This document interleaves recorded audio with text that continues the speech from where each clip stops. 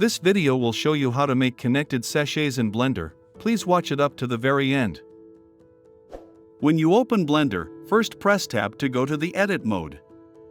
Click on this X to go to a side view, then press S, then Z, then 0.03 to scale it down by 0.03.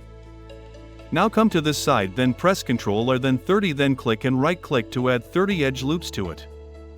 Come to this side as well, then press Ctrl or then 30, then click and right-click to add 30 edge loops to it. So press Alt and click on this edge to select this entire edge loop. Press Shift then Alt and click on the following edges to select these edge loops. Click on this Y to go to a side view, then click on this icon to activate Auto Merge Vertices. Now press S then Z then 0 to scale them down by 0 along the Z axis. Press Alt and click on this edge to select this edge loop, then click on this C to go to the top view.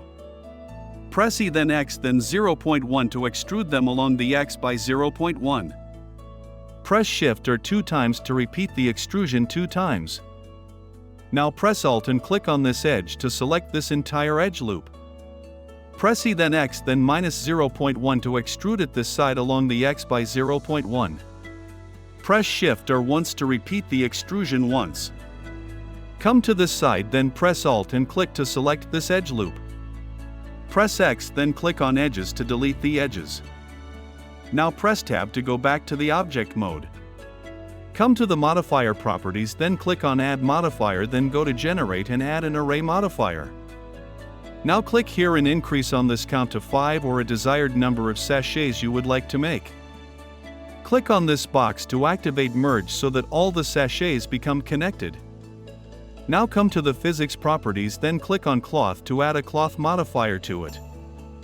Scroll down to Pressure and click on this box to activate it. Click here, then increase this pressure to 10.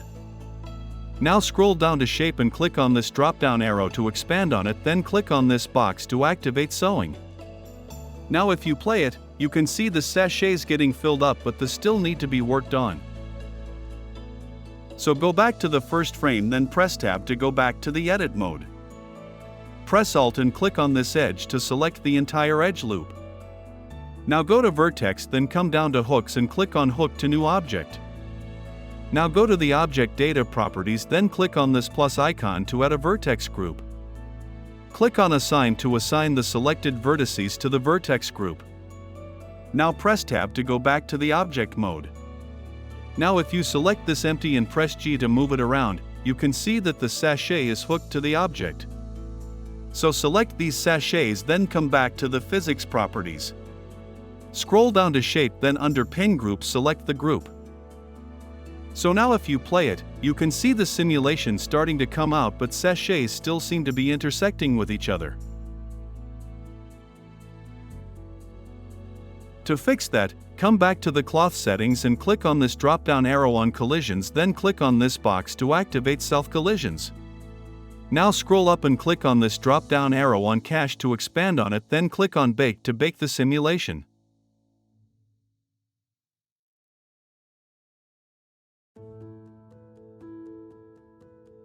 Now if you play it, you can see it coming out well. So select it, then go to the modifier properties, then click on Add Modifier, then go to Generate and add a subdivision surface modifier. Increase the viewport levels to 2, then go to Object and Shade it Auto Smooth. And now we're done. You can now go ahead to work on your scene further in Render. Thank you so much for watching this tutorial up to now. I really appreciate. If you found this video useful, please consider subscribing to this channel and hit the notification bell so that you never miss out on our latest content. Also let us know what you want us to teach you about Blender in the comments. I promise we'll make a video. Have fun animating. I sign out.